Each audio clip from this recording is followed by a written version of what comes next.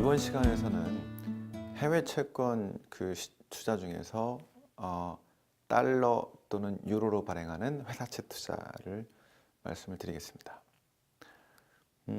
일단 달러든 또 뭐 유로든 미국이든 유럽이든 회사채 투자의 원리는 국내 회사채 투자랑 유사한데요.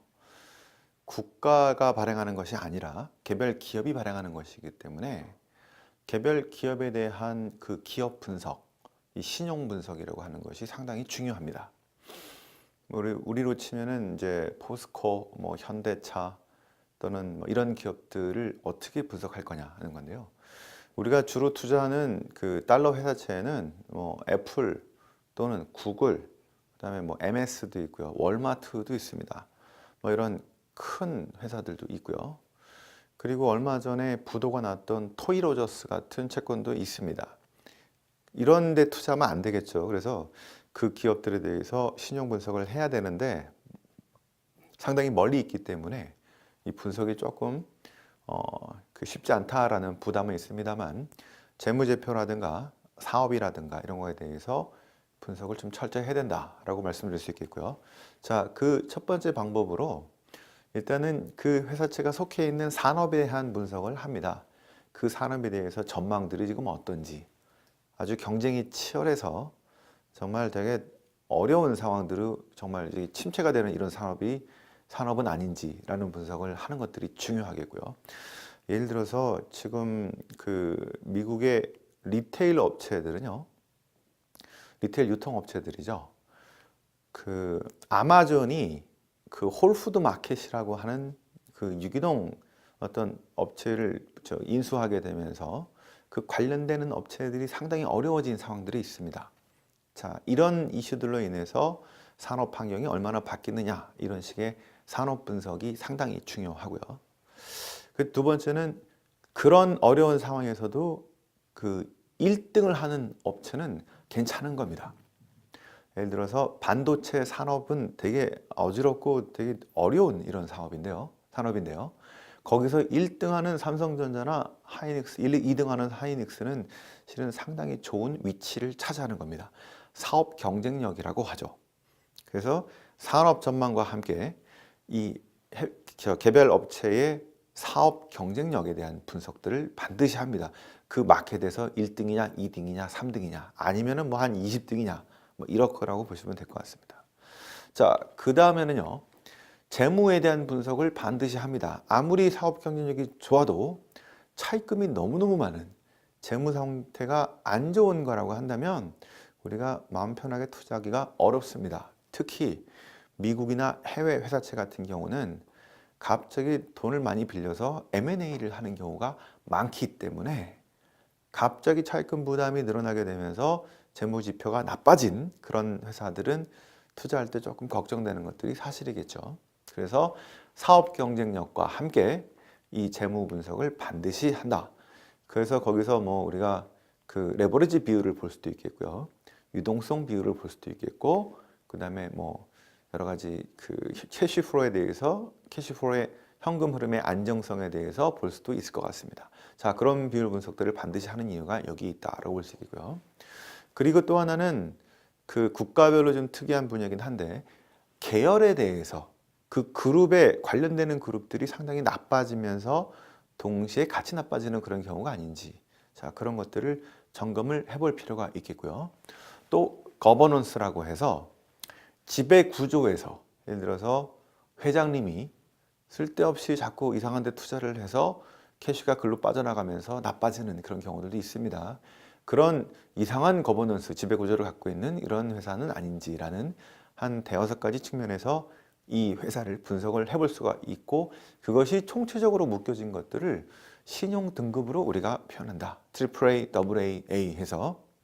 자, 등급이 가장 좋은 데들이 실은 산업과 재무와 이런 것들을 포괄해서 원리급 상환 능력을 우리가 얘기하고 있기 때문에 신용 등급이 지금 이런 산업과 사업과 재무를 포괄해서 얘기해 줄 수 있기 때문에 신용 등급이 중요성을 우리가 말씀드릴 수가 있겠습니다. 자, 두 번째로 볼 것들은요, 경기 변동에 따른 모습들입니다. 경기가 좋을 때는 실적도 잘 나오고 해서 막 다 좋아 보입니다. 그런데 경기가 이제 나빠지기 시작할 때는 실적도 안 좋고 또 그때 차입금이 많다 그러면은 등급도 떨어지면서 실은 상당히 안 좋겠죠. 그래서 실은 경기 변동을 관통하는 그런 분석들을 실은 할 필요가 있습니다. 원래 이 신용 등급이라고 하는 거는요, 경기에 상관없이 그 아무리 경기가 좋아서 돈을 많이 벌어도 실제로 신용 등급이 잘 움직이지 않고요. 경기가 나빠져서 조금 손실이 좀 나도 실은 신용 등급은 크게 움직이지 않는 게 보통 바이블입니다. 그런데 실무에서는 그렇게 하기가 어려워요. 예를 들어서 A 등급인 그 펀더멘털을 A 등급으로 보고 있는 회사가 있는데 경기가 좋아지면서 갑자기 평소에 2천억 벌다가 갑자기 4천억을 벌게 되면 실무자인 저도 헷갈립니다. 그래서 실제로는 이게 경기 변동으로 좋아진 건지 아니면은 펀더멘털이 좋아진 건지 모르기 때문에 등급을 하나 정도 올리죠. A 플러스가 되는 겁니다. 잠깐 그 해는.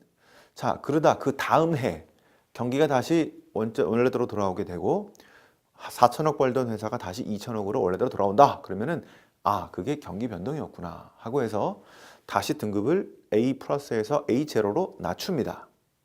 그리고 그 다음에 경기가 좀 더 나빠져서 그런지 2천억 벌던 회사가 갑자기 1천억밖에 못 벌어요. 그러면 야, 이게 펀더멘털이 정말 나빠진 건지 경기 변동 때문인지 헷갈리기 때문에 A-로 낮췄다가 그 다음 해 다시 경기가 회복이 되면서 2천억으로 회복되면서 아, 이거는 경기 변동 때문이었구나 라고 해서 A- 갔던 등급을 A0로 올립니다. 이렇게 되면 A0, A 플러스, A0, A-, A0 한 긴 시간을 두고 여기서 A0에서 왔다 갔다 하는 정도이기 때문에 실무에서는 이렇게 하는 경우가 상당히 많습니다. 이거를 보고 실은 투자를 하셔야 되는데요.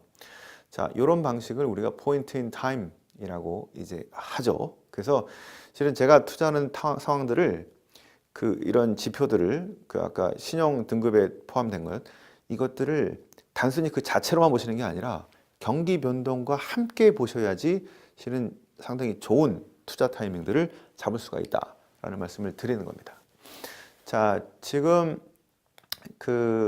현재 저희들이 그 미국과 유럽과 그다음에 이머징 마켓에 달러로 발행하거나 유로로 발행하는 이런 회사채들을 쭉 비교를 해보면요. 이게 상황에 따라서 달라질 수 있겠습니다만 지금처럼 미국 금리가 조금씩 올라가는 가운데서는 그 회사채의 신용 스프레드가 탄탄하다 하더라도 미국 금리가 올라가게 되면은 같이 금리가 상승하기 때문에 약간의 손실을 볼 수밖에 없습니다. 자, 그래서 아마 투자 수익률에서 그 좋은 수익률이 안 나오게 되는 이런 상황인데요. 그런데 금리가 많이 높다면은 한 4%, 5%, 6%가 되고요. 미국 금리가 한 20%, 20bp, 30bp 올라간다 하더라도 미국 회사채의 금리가 워낙 높다고 한다면 여기서 생기는 채권에서의 손실을 감안하고도 충분한 금리가 있기 때문에 한 5%가 금리라고 한다면 자본 손실에서 한 1% 까줘도 한 4% 나오는 겁니다. 이게 실은 회사채 투자의 어떤 묘미라고 할 수 있겠고요. 그래서 이 기업이 위험한 상황으로 가지 않는다. 그리고 그 기업 부도율이 많이 나는 상황으로 가지 않는다고 한다면 이런 회사채 투자가 국채 같은 투자보다 훨씬 유리한 이런 상황들이 나오고 있기 때문에 국내 투자가들 입장에서는 해외 투자를 보실 때 국채라기보다는 회사채 쪽에 좀 관심을 갖는 것들이 훨씬 좋을 것 같다. 이렇게 판단을 합니다. 그래서 미국 회사채, 유럽 회사채도 마찬가지로 국채와의 그 거리인 신용 스프레드 추이를 쭉 보시는 게 좋을 것 같고요. 그리고 그 미국 회사채 또는 유럽 회사채의 발행 추이와 발행이 얼마나 많아지느냐, 수급이죠. 그 다음에 만기 도래가 언제 집중이 되느냐. 너무 집중이 많이 되는 이런 때는 좀 위험하게, 좀 불안하겠죠. 수급에서 밀리기 때문에 스프레드가 확대될 요인들이 많겠죠. 이런 것들도 참고해서 보실 필요가 있고, 미국 크레딧 펀드로 지금 회사채 쪽으로 펀드 자금이 얼마나 들어가느냐 안 들어가느냐 이것들을 주간 단위로 볼 수가 있습니다. 이런 것들을 확인해 보시면 아, 지금 유럽으로 많이 가는구나, 지금 이머징 달러 채권으로 많이 가는구나, 지금 돈이 좀 빠지는구나, 이렇게 판단할 수 있기 때문에 이것도 그 투자의 어떤 그 포인트로 활용할 수 있겠고요.